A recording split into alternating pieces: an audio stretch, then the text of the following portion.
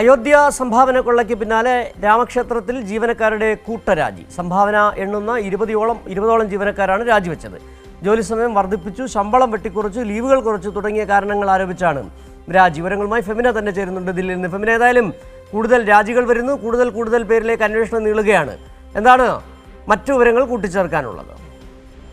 ഈ അയോധ്യ രാമക്ഷേത്രത്തിൽ ഇപ്പോൾ 20ഓളം ജീവനക്കാരാണ് ഇപ്പോൾ ഒരു കൂട്ടരാജി സമർപ്പിച്ചിരിക്കുന്നത്. സംഭാവന എണ്ണുന്ന ജീവനക്കാരാണ് ഇത്തരത്തിൽ രാജിവെച്ചിരിക്കുന്നത്. നേരത്തെ ഈ SITയുടെ അന്വേഷണം പുരോഗമിക്കുന്നതിനിടെ കൂടുതൽ പേര് അറസ്റ്റ് ചെയ്യുമെന്നൊരു അഭ്യൂഹങ്ങൾ നേരത്തെ ഉണ്ടായിരുന്നു. ആ ഒരു സാഹചര്യത്തിൽ കൂടിയാണ് ഇപ്പോൾ സംഭാവന എണ്ണുന്ന ചുമതലയുള്ള 20ഓളം ജീവനക്കാർ രാജിവെച്ചിരിക്കുന്നത്.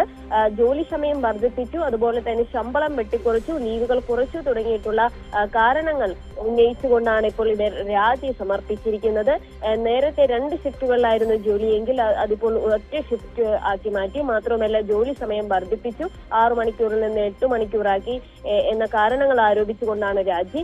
എന്നാൽ കൂടുതൽ പേരെ അറസ്റ്റ് ചെയ്യും SIT എന്നൊരു അഭ്യൂഹം പ്രചരിച്ചൊരു പശ്ചാത്തലത്തിൽ കൂടിയാണ് ഇവരുടെ ഒരു 20ഓളം ജീവനക്കാർ സംഭാവന എണ്ണുന്ന ചുമതല. ശരി, ഫെമിനയാണ് ദില്ലിയിൽ നിന്നുള്ള വിവരങ്ങൾ നൽകിയത്. അയോധ്യ ക്ഷേത്രക്കൊള്ളയിൽ കൂടുതൽ വിവരങ്ങൾ പുറത്തു വരുന്നു. കാണിക്കെണ്ണിയിരുന്ന 20 ജീവനക്കാർ കൂടി രാജിവെച്ചിരിക്കുന്നു.